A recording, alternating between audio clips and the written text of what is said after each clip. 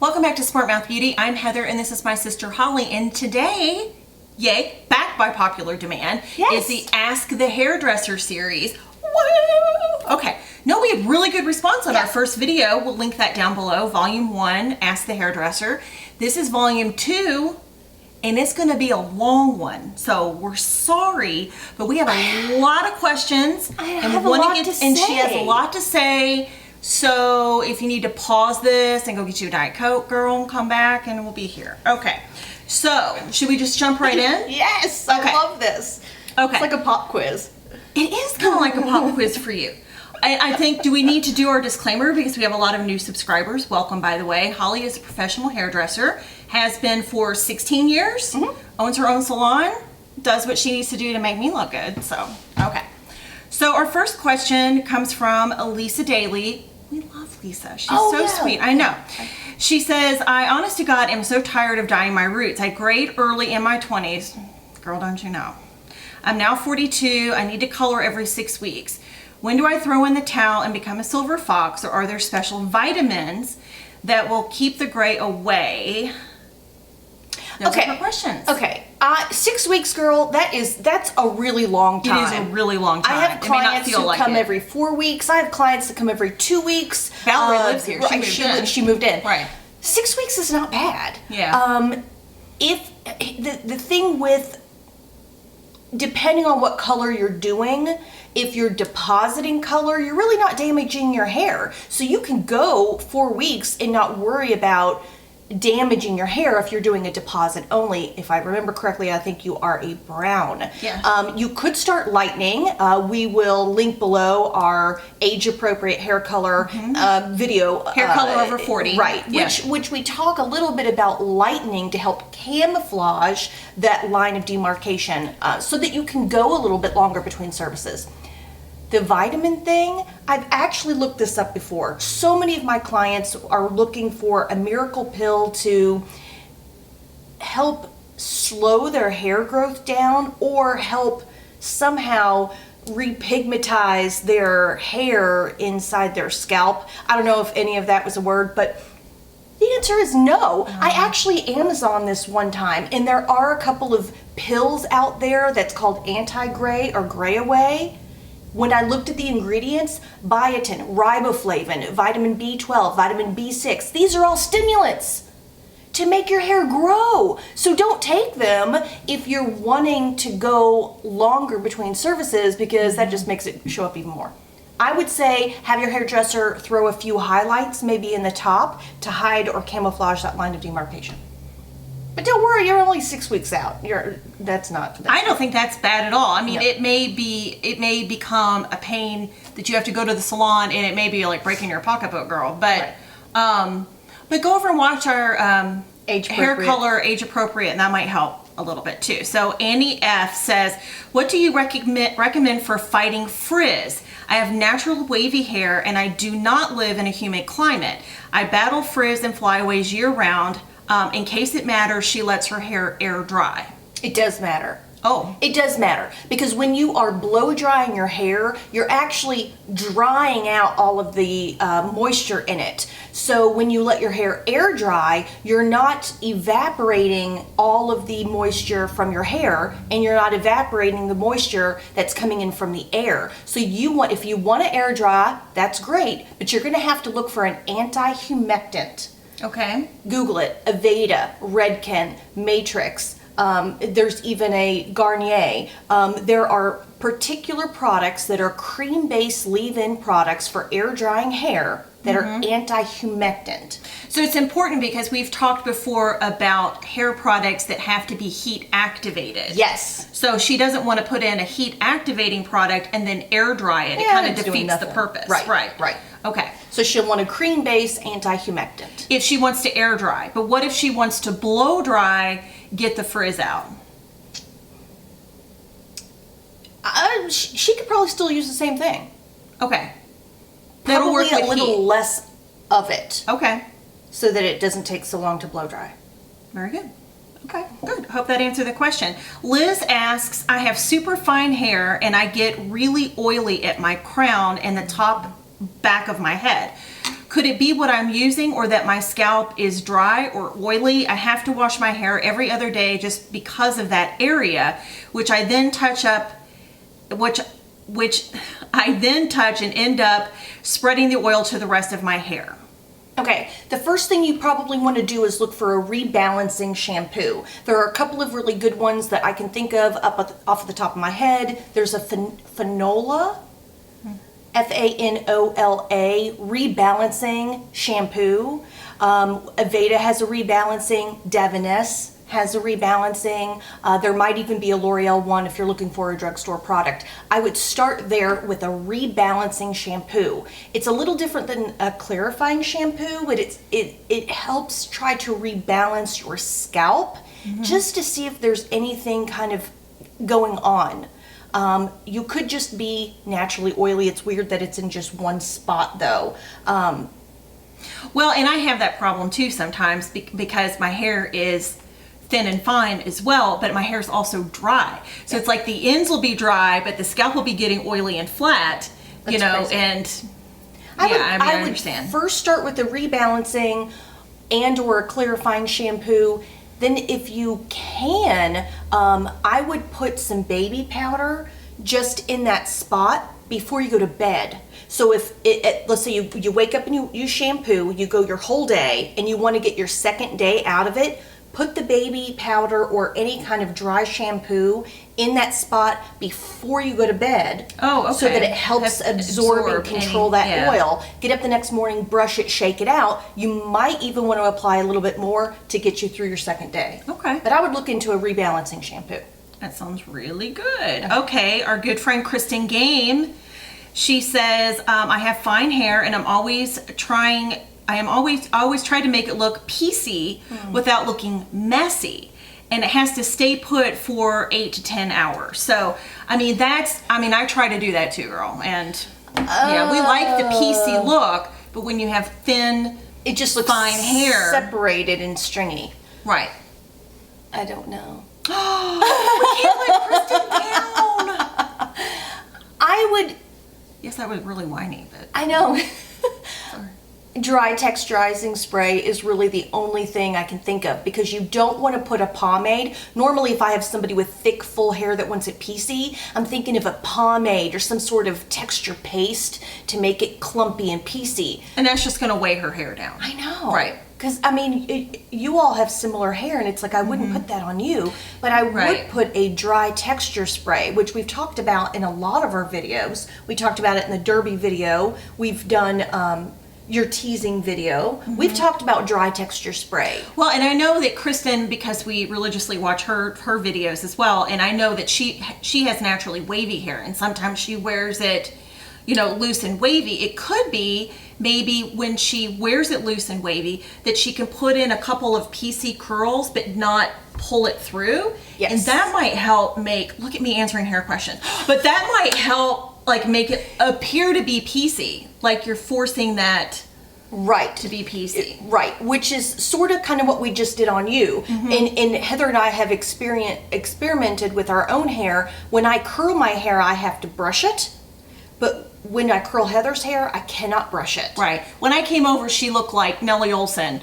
She had ringlets that she was letting cool, and then she did my hair, but then when she went back to finish her hair, she brushed all of it out. Brushed it, and then moved it and pieced it, and it reclumped and reseparated. I cannot do but that. with you, we can't brush it. We have to just finger through it. So maybe if you wanted to curl it, Kristen, and then just finger through it, you'll keep that piecier look.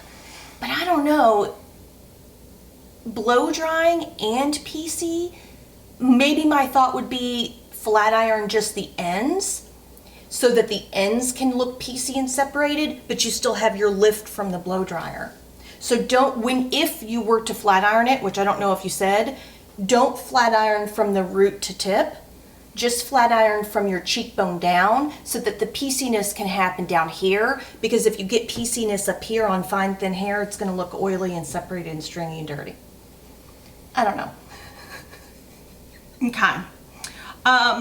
Terry asks, this is a long question. I think there's several parts to this question. So the older I get, the curlier my hair gets. I'm 54.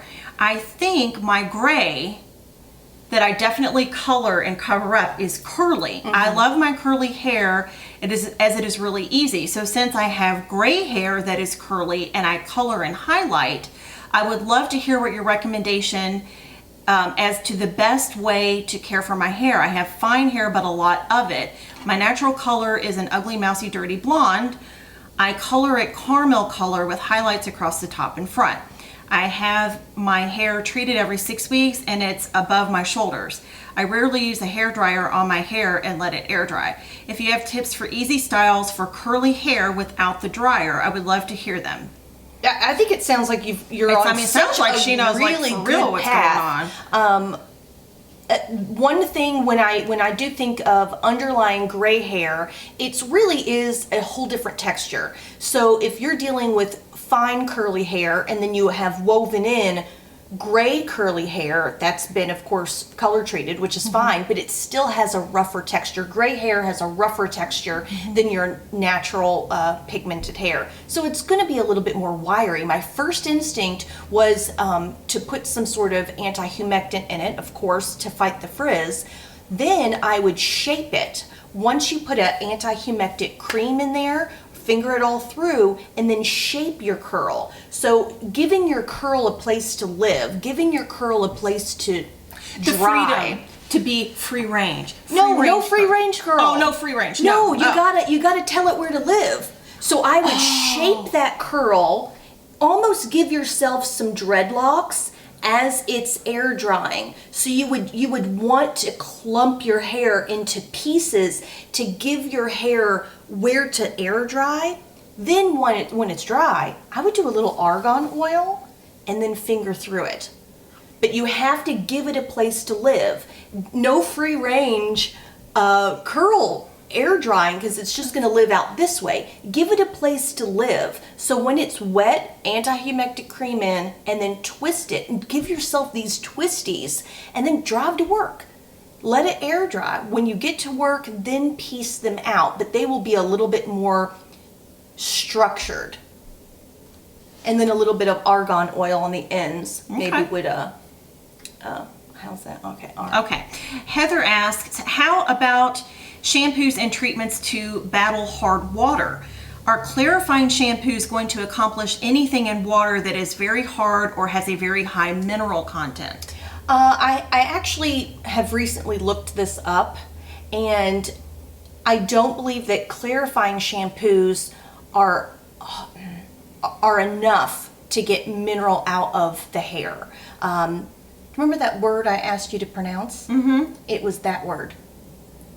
Chelating? Chelating. You have to look for a chelating shampoo. The chelating chemical in the chelating shampoo, I hope I'm saying that right, attracts the mineral in your hair and brings it out so that you have a neutral hair pH again. I'll spell that for you. It's CHELATING. And so you can Google or Amazon this particular shampoo, but there are warnings about this shampoo because it can be very harsh, very over drying. I would not use it more than once a month. But if you definitely have hard water and mineral buildup, you gotta get it out, because that's just gonna continue and continue on in your hair. Make sure you have a good deep conditioner then after. Okay.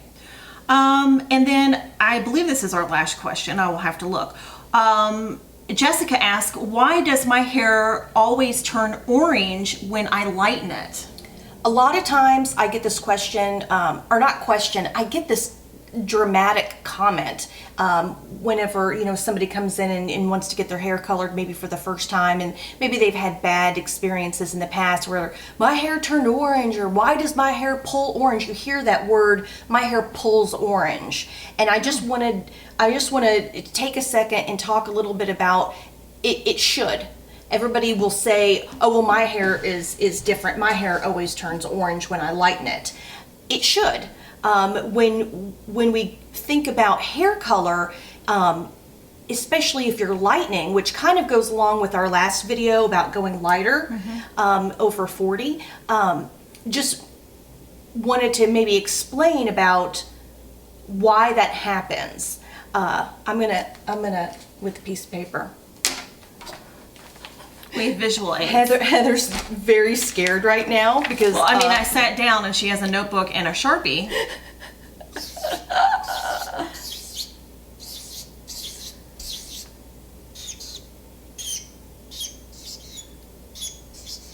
Oh, this smells looks so good. This looks like the Olympics. No, I mean, I was thinking we have like Mrs. Pitt's chemistry. I just spit. Like Mrs. No, wait. Okay. No, wait. Oh, wow. That's really strong. Okay. Give it here. Okay, when we're talking about basic brown hair color, it's only made out of 3 molecules. There's 1 blue molecule, 2 red molecule, and 3 yellow. So that makes basic brown. That makes everybody's basic hair color. As soon as you lift it a little bit, the first thing that goes, what do you think the first thing that goes? Is the brown. I mean, it's the blue. Exactly, and blue is a... Cool tone. Yes. So here is that cool tone, and there's only one of it. There's only one controlling Cool tone. Okay. So what is red? Is a warm tone. Red's a neutral. Or is a neutral. Okay. Okay, so this one on this side is a cool, and this one on this side is a warm. Okay. What is yellow? It's a neutral also, right? No, it's a warm tone. It's a warm tone. Okay, Heather, you're doing great. So when you lighten hair, it comes from this way and goes this way. So the very first thing that happens when you lighten anyone's hair, bam, there goes your control. And that's then- why your hair can turns orange. Immediately. It has to. It's supposed to. Okay. So then you're left with a cool base red, and then that leaves. That's your next one to leave. And then you have a warm base red, which is an orange base red or copper tone red. That leaves. You got egg yolk yellow, you've got scrambled egg yellow, and you've got fried egg yellow. And then it's on the floor. So your hair is supposed to turn orange. When people come in or say, oh, my hair always pulls orange, yeah, it's supposed to. Okay. It's the hairdresser's job to then neutralize and fix that. I lied. That was not the last question. Okay. Lies! Lies. They're all lies. A friend of ours on Tamara, on Instagram asked, would love a suggestion for a moisture treatment following a color session. That's a really good question. Well, there are millions of them out there, and without knowing your particular hair. Well, maybe like a moisture mask.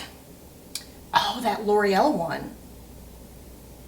Oh, in the yellow tub with the black and the thing. Yeah. We've talked about that a million times. But, we'll link it down below. But I can't get specifically on our friend because I don't know what if she lightens her hair during a color service or darkens her hair during a color service. I don't know what texture hair. Well, it would stand to reason if she's lightening it, it would be a little drier. Of course. So maybe this L'Oreal deep conditioning moisture mask, for lack of a better term, would be probably a good thing to use. And Aveda has a lot of good masks.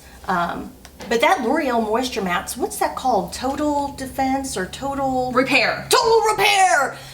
Total Repair by L'Oreal. We've talked about it a lot. I can see it in my head at the side of my shower, but I can't read the words. Isn't it funny, things that you use more often, you have no idea what they are? Well, and I don't have my glasses on when I'm in the tub anyway, so I just know what you to have reach for. apparently 17 things around your tub. Yeah, I don't understand why that's not a problem. odd. Okay. Arctic Glam from Instagram says, is there an ideal time frame in between colorings? I've been trying to do it no sooner than 8 weeks, but when the roots start coming in around 4 weeks, I want to do it sooner. Okay, it depends on what you're having done. If you're doing a colored deposit, which means you're adding color to the hair, girl, you can go every 2 weeks. If you're lightening the hair, that's where we can get into the damage. And it also has to do a little bit with what the process is that your hairdresser is using. The more often you go, the more he or she cannot color the rest of the hair. Only color the hair that's coming in at the regrowth, the fresh virgin hair. If you're only, if he or she is only just addressing that and maybe doing a conditioning treatment on the ends, go as often as you want. It's like if a root touch-up, right? Only, exactly. Deposit only is pretty safe. When you're lightening hair, I wouldn't go every 2 weeks. Okay. But Because it can deposit be really you can go every damaging. 2 weeks. If you're lightening hair, I would say this 6 weeks, maybe 5. Okay. For real, the last question. From Eclair Cake. We've kind of, I think, have addressed this, but everyone seems to benefit from day-old unwashed hair. My fine hair just falls flat and won't hold anything, so I feel forced to wash it. Any suggestions? It would probably help to use a product, but I want it soft, and product roughens it up. I'll use a little but not a lot of product. I'm a big soft touchable hair. Stay away from gels. If you want to use a product, I want soft touchable hair, so I hear you. Gels are going to make it hard and crunchy, and some mousses make it hard and crunchy, so you're going to have to find the right product that works for you. You could, I don't know how long you've tried to go between washings, but if there's a 3-day weekend or something, you could probably, if you don't have anything to do and you need to stay home, you can help condition your scalp to go longer between shampoos. Right, we've talked about that before. So you have to power through the pain, girl. I mean, we know. Dry shampoos. That's what the ponytail was invented for. I mean, the I'm messy sorry. bun. Or my hot roller clip. Or the turban. We need to bring back the turban. That's all she can talk about is the turban. I want to like turban my hair. More Okay. on that All right, later. whatever. But this was really fun. And if you stuck around to the end of this video, you get 10 points. No, I think this is really, really helpful. I think we've had a lot of fun with this Ask the Hairdresser series. I know. I love it. Because I can talk forever about this. We know. Okay. Thumbs up if you like the Ask the Hairdresser series, and things will be linked down below. We would love it if you would come over and join us on Instagram because it's super fun. And if you haven't already subscribed, please do so and share our video with a friend or a loved one. So we'll see you next time. Bye. Thanks for watching.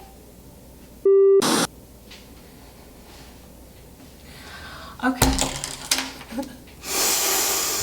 I mean, like, it's really strong. And the fact that we have 0 air circulation is probably not a good idea. We might need to go put that up. Don't do that. Don't do that. Don't do that.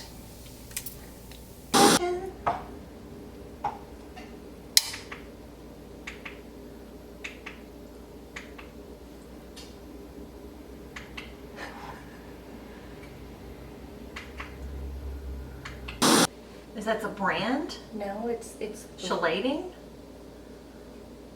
Shellating. Do smell it. What is that? Did I step in poo? Oh my god! I shouldn't have. I didn't walk in the grass. I thought Holly farted when she sat down, but she says she didn't. No, I believe her. Girls don't fart.